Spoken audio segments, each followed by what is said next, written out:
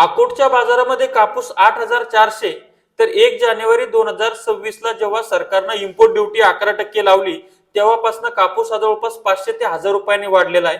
या कापसाच्या भाववाढीची घोडदौड कुठपर्यंत जाईल तर ती 9,000 पर्यंत सुद्धा जाण्याची शक्यता आहे. फक्त परदेशामध्ये काय विषय आहे की परदेशामध्ये भाव कमी आहे.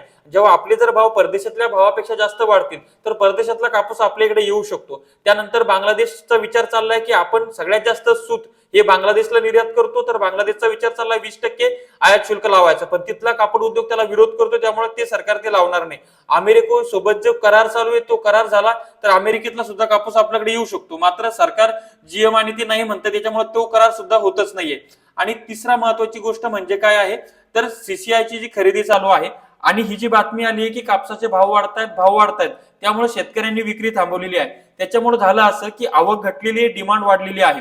सध्या शेतकऱ्यांना जो 8,400 भाव मिळाला अकोटला तो लॉंग स्टेपलचा होता, म्हणजे लांब धागा होता, आणि जो चांगल्या प्रतीचा कापूस आहे त्याला 8,000चा मिळतोय. आणि गावखेड्यांचे व्यापारी आहेत ते 7,800 7,600 प्रमाणे कापूस विकत घ्यायला लागलेले आहेत. त्याच्यामुळे शेतकऱ्यांनी कापूस विक्री थांबवली, टप्प्याटप्प्यानं कापूस विक्री चालू आहे. त्यामुळे आवक कमी आहे, डिमांड जास्त आहे आणि भाव वाढत चाललेले आहेत. शेतकऱ्यांनी 8-8.5 हजाराच्या दरम्यान कापूस विकायला हरकत नाही असं मला वाटतं. तुमचं मत कमेंट्स करा. धन्यवाद.